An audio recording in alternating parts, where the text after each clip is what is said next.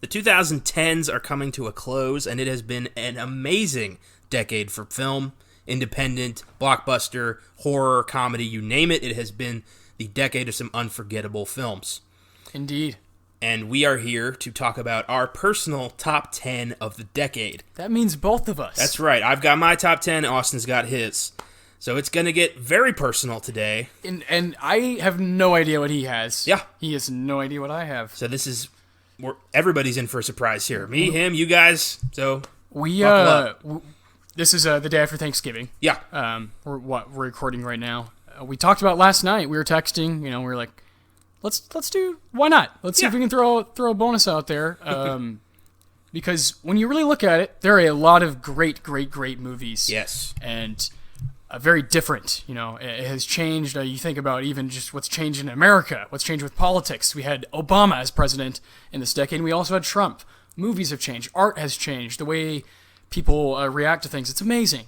And I'm glad we're here to talk about it. Me too. Kind of dive deep into what we enjoyed about the decade. Yes, very much so. This is going to be fun. Oh, yes. I'm Connor Eyzaguirre. And I'm Austin Johnson. And this is a very special episode of Filmgazm.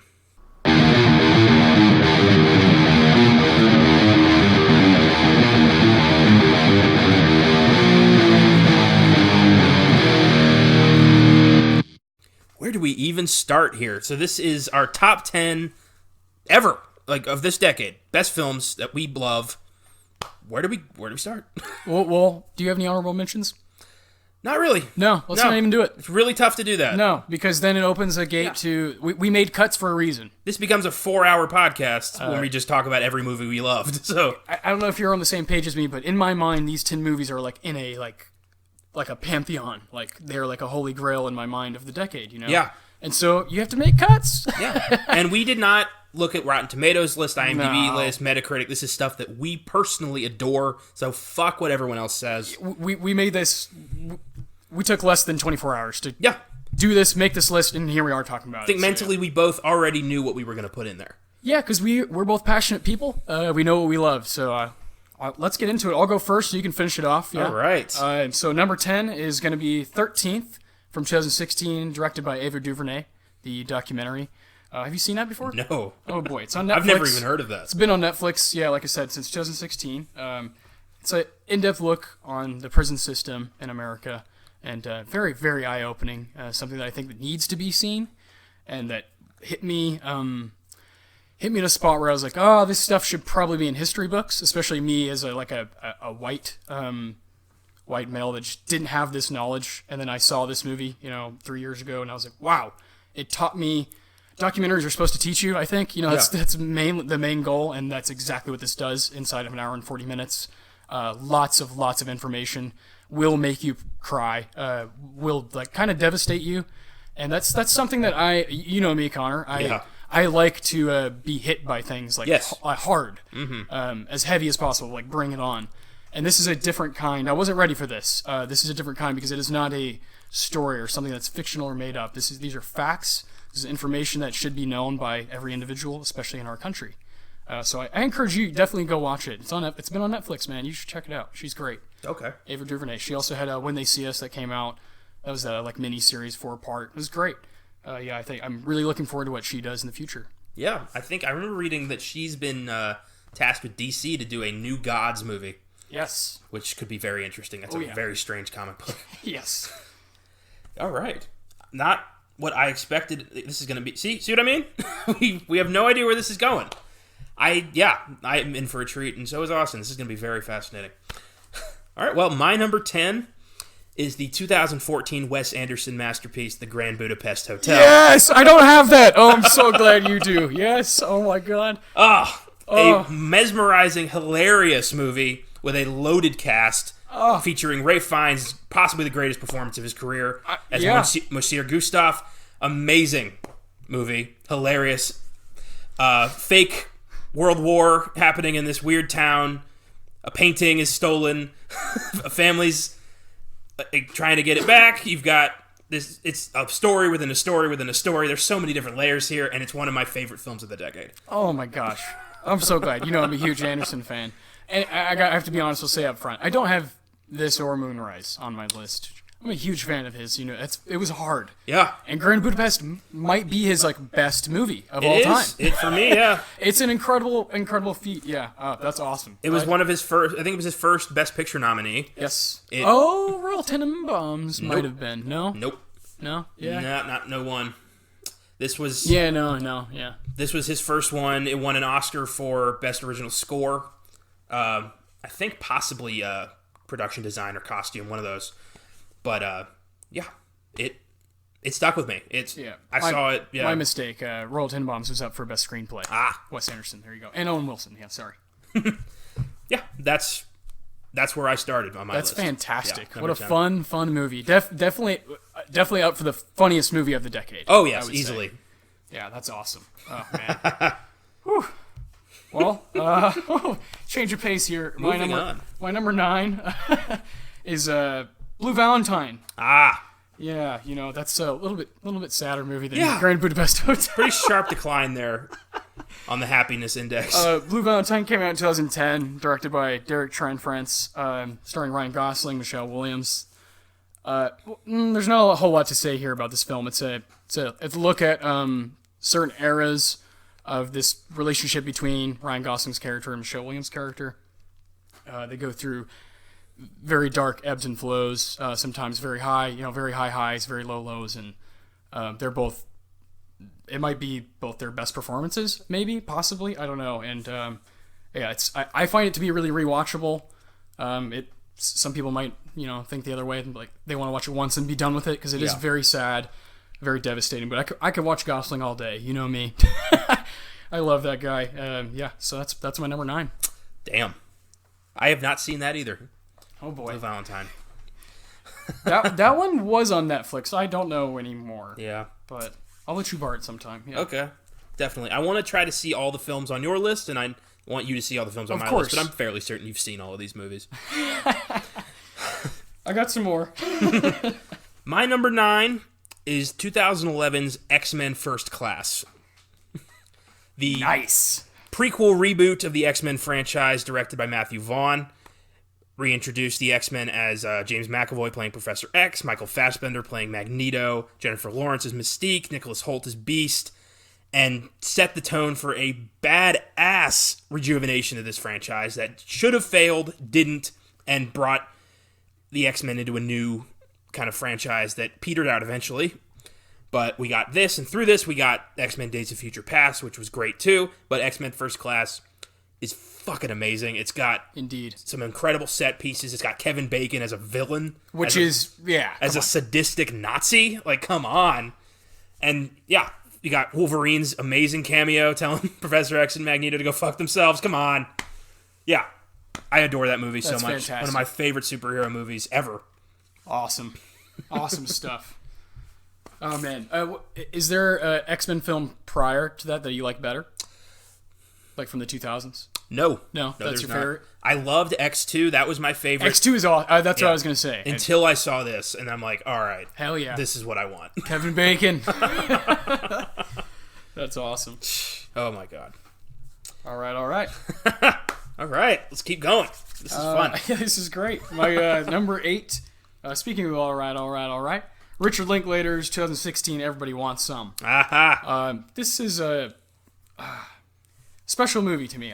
I saw it by myself in the theater in Houston, and right when I walked out, I immediately was stunned that a movie surrounded by baseball players and they're jocks and they're college athletes and things that I don't care about. I don't care about baseball. I don't care about this, but Linklater does it again. He's a magician with the way he writes, the way he constructs characters, and how the development is always very, very good and very, very funny.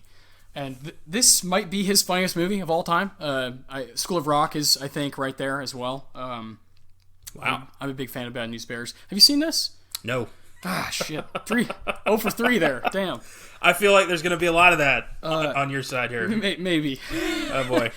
I think this movie is goddamn hilarious. It's written and directed by Linklater. That's typically what he does. Yeah. The man is, he's one of the most important directors, of our generation. He's been doing stuff amazing stuff. I might be talking about him again. You'll see. Yeah. Linklater, I have not seen as many as I should have. I've never seen Slacker. Oh my god. Yeah, that's my favorite. Everybody wants them. I haven't seen that. I haven't seen any of the Before movies. Oh my god. Yeah, I know. I know. Yeah, but we'll get to him like at some point. Yeah. Where we'll really dive into his career, because I really do think, especially you went to Texas State. I did. The man is, he was filming Everybody Wants Some while I was there, and a lot of like Boyhood, and a lot of he's very Texan, and I think he's important. Extremely. He's important to like dive into if you're a Texan, if you live here. Yeah. He's like a huge icon. My family, my mom and my uncle went to the 10th anniversary of Dazed and Confused in 2003. Yeah. I was being babysat by my uncle's girlfriend's daughter, and we ate cheese doodles and played the Hulk game on the GameCube. That was fun. But they told me like they went there and they ran into like everybody from the movie. Like they were waiting in line with a couple people from the movie, like and getting beer. It's brilliant. And there was just a fucking great. It was at the Water Tower, and they were having just such a great time. And I remember that party at the Moon Tower. I remember that way before I ever saw the movie myself. And just Linklater's always been important to my family. He's like, I don't want to say, I don't say this lightly. He's like kind of changed my life. The way he sees things is kind of like, all right, that resonates with me. Maybe not so much now at age 24, but it certainly did as like a teenager. Oh yeah. Oh my god. When I first saw Slacker, when I first saw Dazed, it changed my life. And then you go into like Waking Life and Scanner Darkly, and he's just always changing the game, always changing, adapting, doing different things. I love him. Yeah. Anyways, what's your number 8? My number 8 is the 2013 comedy The World's End. Oh, yes. Classic. The third installment of Simon Pegg and Edgar Wright's Cornetto trilogy behind Shaun of the Dead and Hot Fuzz, and a film that I think personifies a midlife crisis better than any film I've ever seen. And not just because the Gary King reminds me so much of my own father. It's so funny.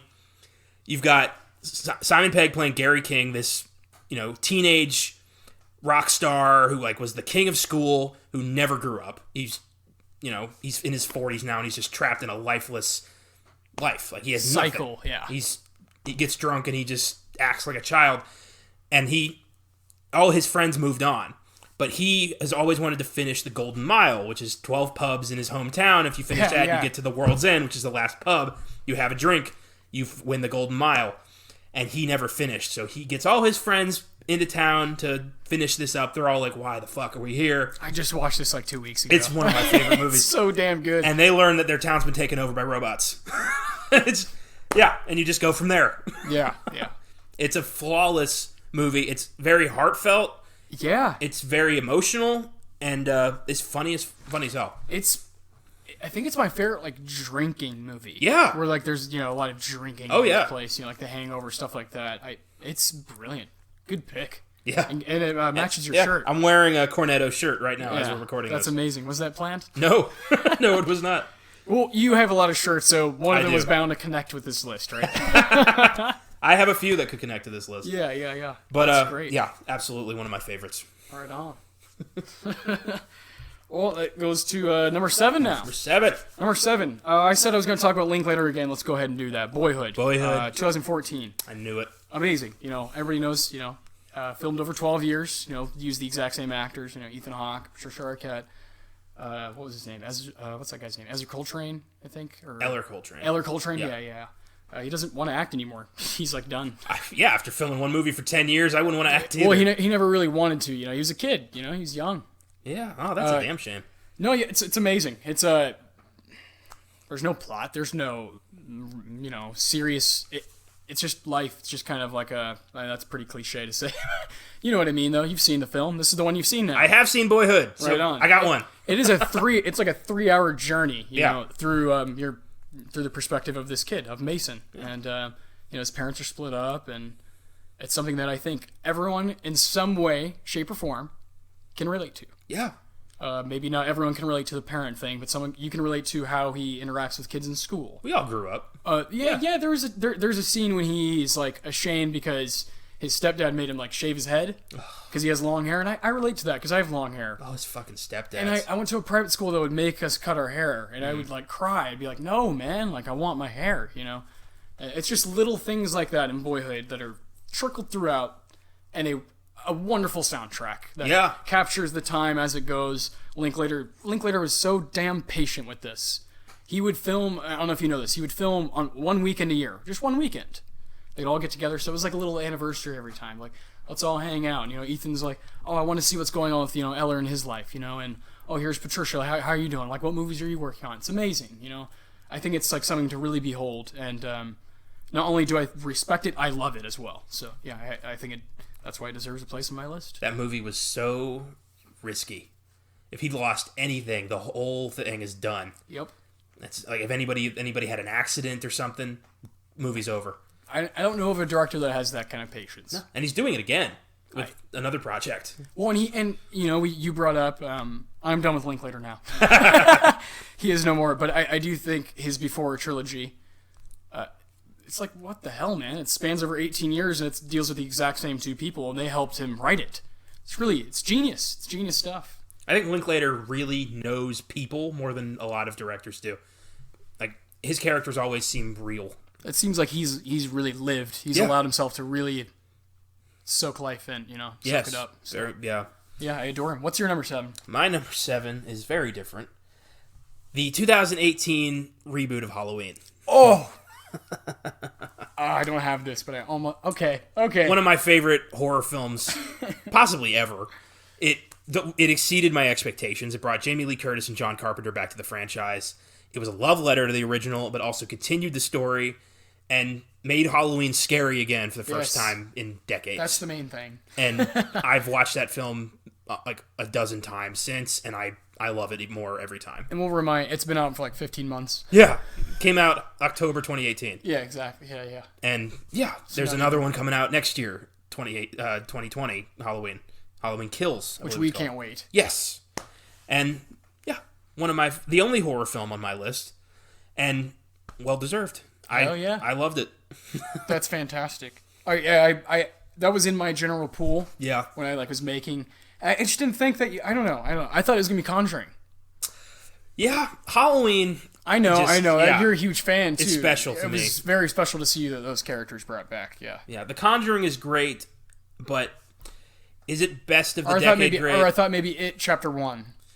No, see again, it's really good for like our top 10 horror films of the decade. But when you put it in a pool with everything, this is pristine. It doesn't stand out like it does. Yeah, like everything else does. Yeah, and your fandom kind of takes Halloween to the next level. Yes, that's awesome. Yes. Especially since my expectations were kind of medium on that because I've been burned before, but I fell in love immediately. I was like, I couldn't believe it. Yeah. All right. Yeah. Moving on.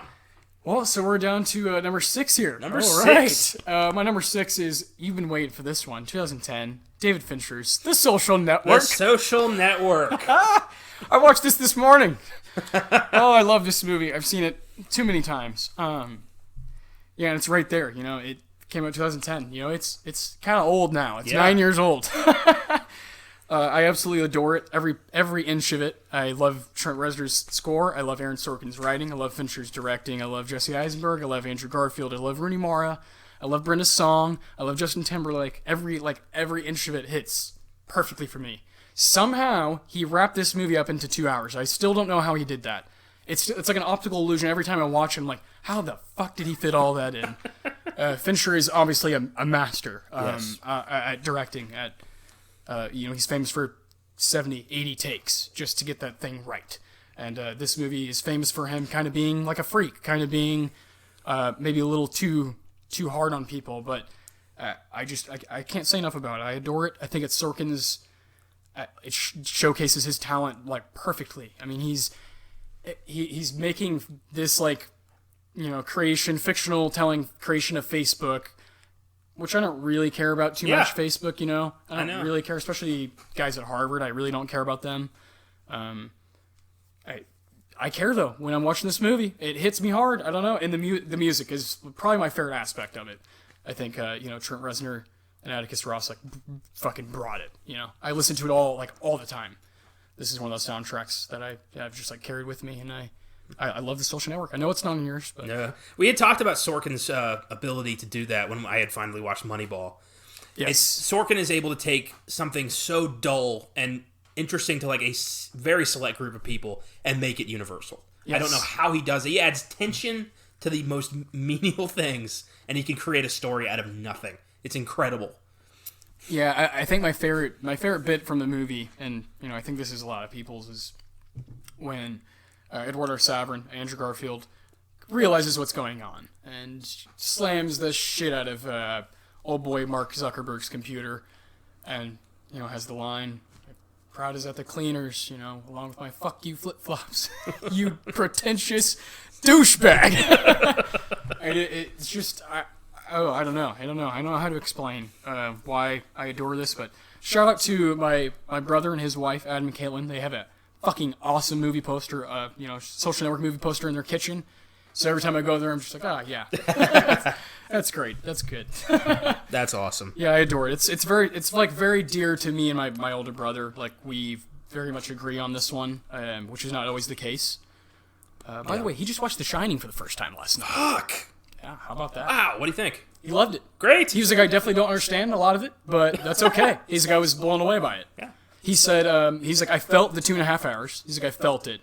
He's like, which is fine. Yeah. He's like, but when Scatman goes, he's like, that's when I'm like, oh, right. Here we go. So, that's cool. Yeah. I can't imagine. We're always going to talk about The Shining somehow. That's going to come up almost all the time. We'll just bring it up. But yeah, love you, Adam. Shout out to you. Social Network, I think that would be number one on his, if he did this list. So. I've seen The Social Network exactly once, and I liked it. I wasn't blown away, and I said this I think it was the Serpent and the Rainbow episode. I'm just not a fan of Jesse Eisenberg. Yeah, we talked about that. Yeah, I can't get behind him. I hated his Lex Luthor so much. Totally fair. It ruined him for me forever. I'm sorry. But you like Zombieland. I do like Zombieland. I don't like him because of I love everybody else in Zombieland. But yeah, dude, I don't know. Sorry. I don't know. I don't want to know that Kyle is gearing up for Friday. What's your number 6? My number 6 is Damien Chazelle's debut film Whiplash, 2014. A fucking amazing movie. All right, we have an overlap. Ah, I knew it. This is my number 3. This is your number 3. All right. Yeah. So let's talk about it. Whiplash. One of the scariest movies, I think, of 2014. Yeah. J.K. Simmons is a goddamn monster. My uncle will not watch this movie. It freaked him out. Wow. Like, it brought back memories, I think. Yeah, this could be classified as a horror movie. It could be, yeah. It's amazing. It's pretty brutal. Makes you want to run. And it's so simple. It's just Miles Teller wants to be a jazz drummer. Yes. He gets brought into this prestigious class run by a fucking monster. Yeah. J.K. Simmons, Terrence Fletcher, complete fucking lunatic, but he gets results. So, I don't know, man. Like, where do you stand on that? Like, he's a monster, but he's got the best band in the fucking state. Yeah. Like, Yeah, he demands... but he's ruining these kids' lives. He demands perfection, yeah. There's no more damaging 2 words in the English language than good job. Ooh. God damn. Are you one of those single tier... It's wild. It's a wild movie. Was I rushing or was I dragging? God damn. Maybe most iconic scene of the decade? Maybe. Up there. You rushing? One of the most well-deserved Best Supporting Actor Oscars of all time. We haven't brought up the Oscars at all. We have not. Which is fine. I don't care that we haven't. But my God, yes, I agree. Best Supporting Actor This movie ever won Best Film Editing over Boyhood, which was a big upset. Huge feat. Again, debut, written and directed by Damien Chazelle. Based off his experiences in music school. Yes. And like you said, Miles Teller, this is obviously his standout. Yes, yes. He went through 6 months of intense training to actually learn how to play drums. Yeah, way to go. You can tell. Oh, yeah. He's fucking bleeding. You know, there's the sweat's pouring down. It is a brutal movie. Yeah. And yeah, it's at my number. I have it number 3. This is a movie about the dangers of perfectionism. Yeah, and if you like jazz, it's just a plus. Oh, yeah. Which it's not my favorite. It's the best genre. And, I don't have La La Land on here, but, Damien Chazelle clearly has an eye. First Man was a great movie as well. Yeah. My God, Whiplash is a fucking masterpiece. Absolutely. I think that should have taken Best Picture that year. Oh, yeah. Yeah. Yes, yeah. It might be the best overall movie of the decade, in my opinion. Ooh. Yeah, it might be. Kind of contradicts your list, though. Well, this is favorite. This is favorite. This is favorite. Yeah. This is favorite. Best. You'll see. You'll see. You'll see. I have a feeling. You'll see why. I'll explain. Yeah. All right. Well, that's my number 6. Yeah.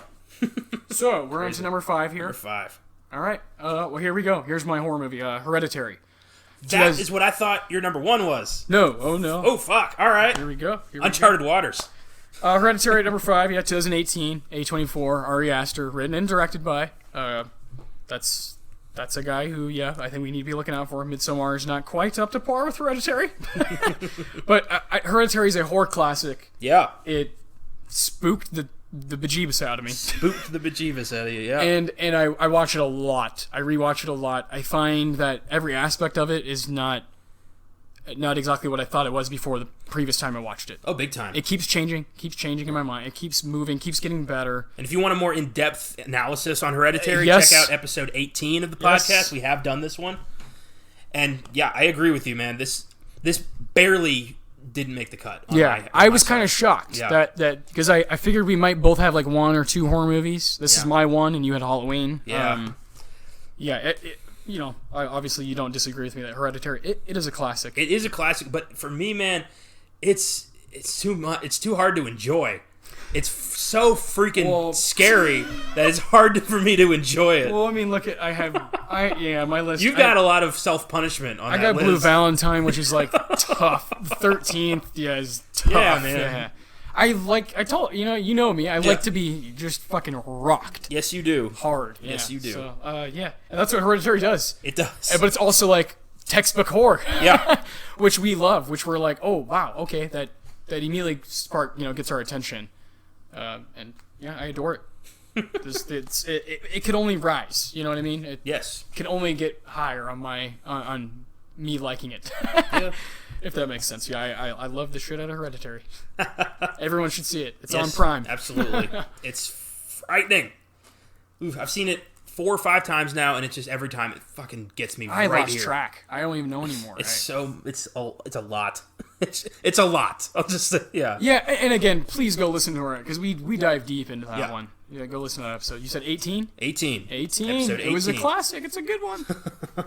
That's one of the best movies we've done. Yes. Yeah, one of the better horror movies, standalone. That's come up a few times in our episodes. Yeah. Yeah, check out our top 10 horror films of the decade for more of that. Where did that land? You'll have to find out, but Eyzaguirre, if you made it this far, you already know that. Number 5. My number 5 is 2012's Django Unchained. Ooh! Quentin Tarantino popping up for the first time. I love it. And yeah, this is a film that blew my expectations out of the water. I didn't exactly know what this was going to be, but goddamn, this is a violent movie. This is a movie about slaves getting their justice, and it's fucking great. It's got one of my favorite Leonardo DiCaprio roles ever. Fucking Calvin Candy, the most sadistic shit that Tarantino ever created. And it's such an enjoyable film. It's almost 3 hours long, but you don't feel it at all. You get sucked into that movie. Mm-hmm. Every performance is great. Amazing soundtrack made up of old school spaghetti western cowboy themes. A special appearance by Franco Nero, the original Django. Just, it's so good. Jamie Foxx, Christoph Waltz, Kerry Washington, Sam Jackson. It's amazing.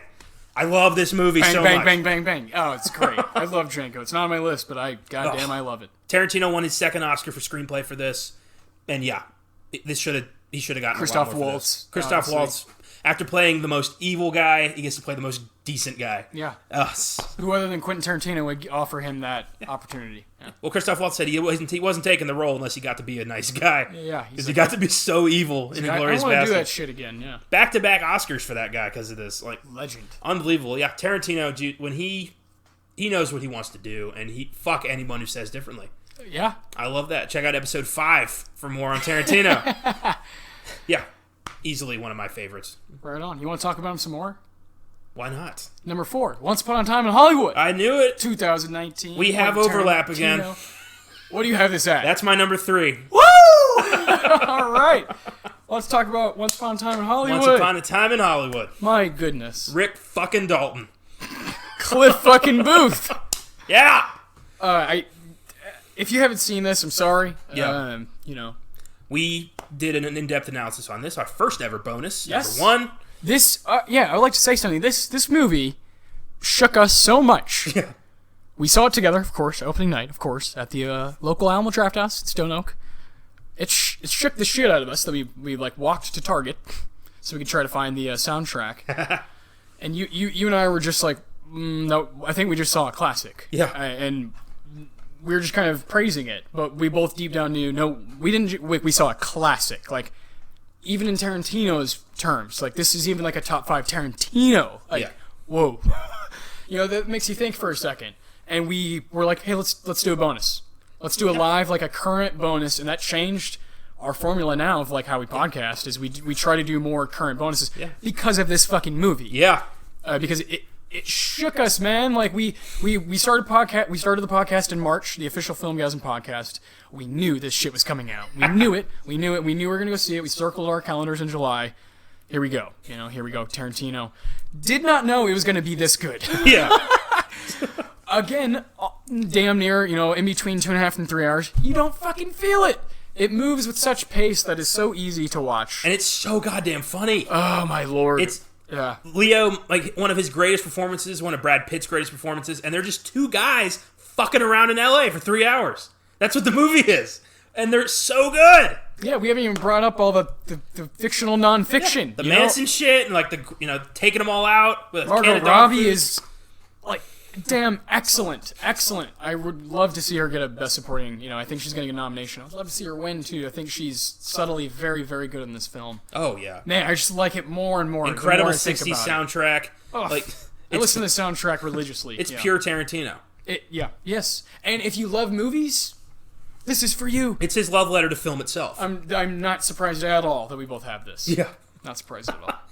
That is awesome. So that's my number 4 and your number 3. Yeah. My number 3 was Whiplash, which we already talked about. Woo! So shit, we're... Alright, well, I'll do my number 4, I guess. Yeah. All right. Yeah. My number 4 is a film I had zero expectations for. I went to see because I was bored, and I thought I just saw one of the most amazing films I've ever seen in my life. 2014's John Wick. Oh! Keanu Reeves' comeback movie. A movie about a guy avenging his dog. That is what this is about. Spawned a billion-dollar franchise at this point. John Wick 2 and John Wick Chapter 3 Parabellum. Both kicked ass. And, Keanu Reeves got a massive career boost from this, and well-deserved. It's one of the most incredible action films of all time. I had the same reaction. This blew me away. Yeah. My expectations are like, I'll have some fun. Yeah. I didn't know it was going to be one of my favorite trilogies of all time. No, I had no idea that I was going to be immersed in something. I almost put this in my list. Almost. Because it is one of my favorite action movies of all time. Yeah. It's one of the best. It is. It's got... The combat is unfucking believable. It's made by stunt guys who knew how to do this shit.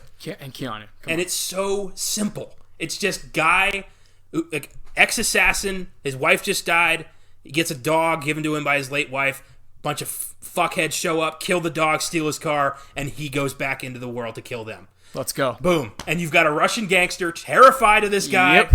You got some of the smartest dialogues and the best setup, this amazing world. Ian McShane as this guy who runs this underground club of assassins. It's flawless. It's amazing. Indeed. I agree. It's one of the most enjoyable just Sunday watches ever. Can't say it better. John Wick. Perfect. Baba Yaga. Love John Wick. All right, so that's your 4. That's my number 4. My 4 is Once Upon a Time in Hollywood. My 3 was Once Upon a Time in Hollywood. And my 3 was Whiplash. So right. We're on to 2. We're on the home stretch, folks. All right. My number 2 is from 2016. It is Barry Jenkins' Moonlight. Moonlight. Oh, boy. What a beautiful, beautiful film. Triptych, beautiful film. You've seen this one. I've seen Moonlight. What do you think about it? I don't totally know what you think about Moonlight. Because I'm obsessed. Yeah. Yes. Moonlight, I thought, was mesmerizing. I thought it was a brilliant idea. I thought it was great to show a kid in the inner city struggling with his sexuality. I've never seen that before. Yeah. And I thought it was entertaining, but extremely sad. And I think it totally deserved Best Picture. Yeah. Oh, for sure. Yeah. And I can see why. I understand why it's your number 2 pick. Yeah, I adore it. Not like I relate to those subjects. I'm not from the inner city, Miami and Florida, and the slums. I'm not homosexual. I didn't grow up. I didn't grow up with a mom who's addicted to drugs. I didn't sell drugs. These things are so different from me. Are so so foreign to how I grew up that I am fucking fascinated by it. Yeah. And Barry Jenkins, he had also had Beale Street, which I almost put on here as well. I love that movie. He has a way of showing people's faces and their expressions and their reactions, the way they talk, particularly Mahershala Ali and Naomi Harris in Moonlight. It's like poetic. The colors off their skin. What he sees is just a little bit different than most directors, and it's partly because he's black, partly because he sees something different, and he wants that representation in his films. He's very serious about that, and I mean the dude, wrote and directed this, and then adapted a James Baldwin novel. Like he's I think very essential to the community right now, to the American community right now, not just the black community, the community. I think this is like a story that a lot of people should see. I think it will change your mind. I think it can enlighten you a little bit, give you some insight on something that you just don't know anything about. I think it showed for me that we all go through a similar struggle of identity. Who are we? Exactly. That's at the root of it. Is like you're always itching because you're always in your own mind and you're always itching to figure out, be the best you can be. Like, what the fuck does that mean? Yeah. What am I? Who am I? Like, yeah, and watching Chiron, watching Little, interact with Janelle Monáe and Mahershala Ali. It's just, it destroys me and it rips me apart. This movie, and I've seen it so many times. I love it. I'll never forget this experience in theaters. Never. I never will. Shook me. Just close to being number one. I also think this is one of the masterpieces of the decade, along with Whiplash. I think it's wow, how can, even if you it's not on your list or whatever, even if you don't particularly like it, you respect it. It's just a nice piece of cinema. Yeah, true. Very true. All right, what's your number two? My number two is a film that might be the most excited I've ever been in for a movie theater to be in a movie theater for. This is a surprise, well, not a surprise. I knew this was going to be amazing. I cried many times, and this represented the end of a massive childhood excitement for me, and it's 2011's Harry Potter and the Deathly Hallows Part 2. Yes! I figured one of us would have that. I didn't know it'd be number two, man. I adore Holy this shit. movie. Seeing this was a cathartic moment for me. Wow. I grew up with the books. I grew up with the movies, so this was something I knew was coming, and I couldn't wait. Yeah, the anticipation. And I saw it at the movies. I blew off a vacation with my family. In the middle of a vacation, I went to go see this. And I was cheering during the movie. I was crying. And when it was over, I was like, what now? This was my whole life for 10 years. And what do I do now? What do I look for? What do I enjoy? And I still kind of don't know. Still looking for it. I'm still looking for it. Harry Potter. I'm still going back to it. So important, which is what we're going to be doing this upcoming week. Next week is Harry Potter. So, don't miss that. I did not know you liked it that much. Yeah, this was a very big deal to me. I love that. This was my whole life for a long time. This is a very, very Connor list. I really like it. I really like it. We're learning a bit about each other on this one. This is great. No, I'm so glad Harry Potter was represented. I really am. I adore, obviously, that franchise is important to me in very different reasons. I did not see it in theaters, Deathly Hallows. Actually, in fact, the only one I saw was Half-Blood Prince in theaters, so my connection to it is way different than yours. So yeah. I very much understand why you would hold it in a higher regard, because the anticipation for you is probably I had been nothing else. I've been looking forward to that movie literally as long as I could remember. I think Once Upon a Time in Hollywood was the most I anticipated a movie because it's Tarantino. And because, I've seen all of his movies. Harry Potter, Deathly Hallows Part 2 different. was the most I'd anticipated a movie until my number one pick. Yeah. Do you know what my number one is? I have no idea. You've said 3 or 4 movies that I thought were going to be your number one pick. 2018 as well. Bing Liu directed Minding the Gap. Wow. Really? Wow. I knew that was going to shock you because I haven't talked about it a lot because I want you to see it really bad. But I can't hide my feelings on this one. Minding the Gap, from the first time the piano hits on the theme of the documentary, I start crying. I just lose it. I might start crying right now talking about it. It's directed by Bing Liu, and I'll just give you some insight on him. He's really, he's like a cinematographer. He filmed some stuff on Shameless, did some camera work with that show. He grew up in Rockford, Illinois, in like a very horrible home situation. His dad like abused him, and so he like turned to skateboarding and hanging out with his friends, that sort of thing. And he fucking filmed everything, like when he was a teenager, when he was a kid, teenager. And there's 3 people that this documentary follows, and it's him being Lou, Zach, and Kiri, and they all skate together and they all hang out. And it's just an hour and a half looking at them growing up. It's very, very simple, but I don't know how to explain. It's probably one of the best like characterizations I've ever seen in my life. Particularly Zach. You watch Zach and you're like grappling with him in ways I've never grappled with the character. Should I like him? Should I not? Should I cry for him or should I hate him? You're just ripped in half by these guys, and then being the guy who's filming everything and made this brilliant piece of art. Things start unfolding for him, and you're realizing his home life is shitty, but he's behind the camera the whole time. It's a movie. It really is like a movie. It's classified as a documentary, but it's filmed like a movie. When you see it, you'll understand what I'm saying. It's on Hulu. People have to see this, man. It's not. I don't want people to think like, oh, skateboarding or whatever. No, it's not about skateboarding. That's just what they use to escape their shitty home lives. And I can't say enough about it. It's my number 1 movie of the decade. I fucking love it. I watched this last night. Yeah, and I wanted to make sure because I adore Moonlight with all my heart, and it is a movie's movie. Moonlight is like a craft, and Mind the Gap is more of like a project. I can't ignore how strongly I feel about it. So that's why it's number 1. Props, man. Wow, you're very passionate about that film. Oh yes. That's amazing. I'm gonna have to watch that. You got to. It's an hour and a half, man. Just do it, man. Well, we come to the end. We've arrived. My number 1 pick is a film that represents a 10-year journey and a 20-film build-up, and it's 2019's Avengers Endgame. We are in the Endgame! It's a movie that... All right, so we had Infinity War. Yeah, take your time, dude. All right, we had Infinity War. I knew that was going to be awesome. It was amazing, and it ended in the most shocking way I've ever seen a superhero film end, where half the fucking universe gets destroyed. And I am a massive Marvel fan. I followed the MCU from the beginning. I've never missed a film, and I love almost all of them. And this Endgame started out as, like, where do we go from here? They lost. The Avengers lost, and they're all so defeated. Iron Man, watched the boy he almost considers his son, Spider-Man, crumble to dust in front of his eyes, and he felt he was responsible for it. Thanos walks away victorious. What the fuck? And Endgame was... The production was so secretive. The trailers revealed nothing. The cast list was almost like they were lying to us.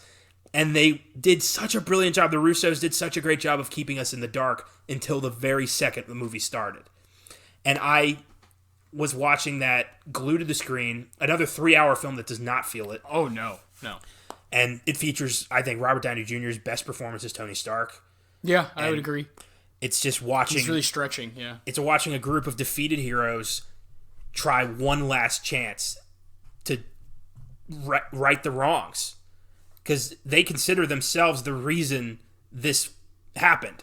They failed to stop Thanos. And on top of that, you get what might be the most incredible battle sequence of all time, when the Avengers, like the entire Avengers, everybody, like every hero in the MCU comes together to stop past Thanos from wiping out the universe. Unbelievable. And that beautiful score from Alan Silvestri brings tears to my eyes every time. I could watch this movie all day. It represents just so much I've always wanted since I was a child, to see my favorite superheroes on the screen fighting the bad guy and just being a team. And it's a movie I never thought possible. And to see that made me reflect back on my life. Like, this is made for me. Yeah. Like, Yeah. This is a movie for me, and I I would have been comfortable if the MCU had ended right there. If there hadn't been any more after that. For sure. I would be... I mean, the fact that there's going to be a bunch more, I'm okay with that too. Of course, yeah. But because the content's good. If it ended there, it would have been fine because I got what I wanted. And I felt satisfied from 20 films of build-up. For the payoff to work is incredible. Man. And yeah, easily my favorite film of the decade. So cool. I knew it. It's great to hear you talk about it, though. Yeah. Fucking Endgame. We are in the Endgame. God, it's a classic. It is. Like I might just watch it after this. Honestly. It's monumental. Yeah, it is. Maybe I should watch Endgame and you watch Mind in the Gap. Maybe you could watch Mind in the Gap twice into the time that I could watch Endgame. Oh man, this was fun. Hell yeah, this was reflective as hell. That was good. Yeah, you really pull out. Yeah, you pull out everything. Yes, you do. Oh boy, that's great. I hope you enjoyed this. What are you surprised that I left out? Was there anything that you were like, oh shit, I thought he was gonna? Because I'm surprised by Hereditary for you. Yeah. Off the top of my head, Grand Budapest. Honestly, I thought you were gonna have. Yeah, I don't have. I don't. This is weird. I don't have Wes Anderson or Paul Thomas Anderson. Yeah, the Master. The Master is unbelievable. Yeah. Inherent Vice, I love. Moneyball, we both had. I love Phantom Thread. Oh yeah, we both had that. We both had Moneyball in our 10 and both cut it out. Yeah. We both adore that movie. I actually thought about Parasite. Yeah. But I didn't want to... Recency bias is real. Yes. And Once Upon a Time, there's been some time. There has been. That was back in July. That has stayed. I didn't want to be like, look at me, Parasite. You know what I'm saying? I really wanted to like, all right, let's stick true to who you are. I love Parasite. I think it's like a 10 out of 10. Yeah. But this is... And I'll explain now. When I said Whiplash might be the best movie of the decade, most complete movie, these are my favorite movies. This is in no way... Mind in the Gap is not a bigger feat than Endgame. No way. Mind in the Gap costs very little money. It's like a experiment, like I said. It's like a project. Endgame is this massive, brilliant production. That doesn't mean one's better than the other, but I can like one better more than the other. You know what I'm saying? Yeah. And that's what these lists were all about. It was very obvious that these are our favorites. Yeah. We're not like, oh, but this one didn't win Best Picture. It's like, who gives a fuck? Yeah. There's only one Best Picture winner on either of our lists, and it's Moonlight. You don't have any. I don't have any. Yeah. And I don't have any others either. Really, we don't have a lot of even nominees. We both have Whiplash. I've got a few nominees. I got Social Network. Yeah, I got Grand Budapest, Whiplash, Django, and that's it. But I'm pretty sure Once Upon a Time is going to be one too. Yeah, 13th was up actually for Best Doc. Boyhood, yeah. I'm surprised. We both didn't have any Coen brothers, but yeah, I know. Inside Llewyn Davis was tough for me. Inside Llewyn Davis, True Grit, I love Buster Scruggs. Fuck Hail Caesar, but Buster Scruggs had a chance. Oh man! And I hate Hail Caesar. I've tried twice, and I'm like, this is awful. Yeah, it's not good. It's boring. Yeah. Inside Llewyn Davis is my favorite of this decade for Coens, and that was hard to leave off. It was hard to leave off PTA. Francis Ha, I adore Francis Ha. Get Out was hard for me to leave off. Get Out. Yeah, there's so many. Mid-90s hit me really hard. That was another one that just kind of impacted me. I had Mad Max. Yeah. I wanted to put Dawn of the Planet of the Apes. That one's great. That was great. Deadpool. Gone Girl. Logan. Dragon Tattoo. Yeah, I mean, we could make 100. Yeah, we easily could. We love this shit. Yeah. But the point is to really narrow it down and kind of figure some stuff out about yourself. Yeah. Who am I? So go through your 10 again. My 10. Oh. Number 10, The Grand Budapest Hotel. Number 9, X-Men First Class. Number 8, The World's End. Number 7, Halloween. Number 6, Whiplash. Number 5, Django Unchained. Number 4, John Wick. Number 3, Once Upon a Time in Hollywood. Number 2, Harry Potter and the Deathly Hallows Part 2. And number 1, Avengers Endgame. And my 10 is 13th. Number 9, Blue Valentine. Number 8, Everybody Wants Some. Number 7, Boyhood. Number 6, The Social Network. Number 5, Hereditary. Number 4, Once Upon a Time in Hollywood. Number 3, Whiplash. Number 2, Moonlight. And number 1, Minding the Gap. And there you have it, our personal top 10 favorites of the decade, the 2010s.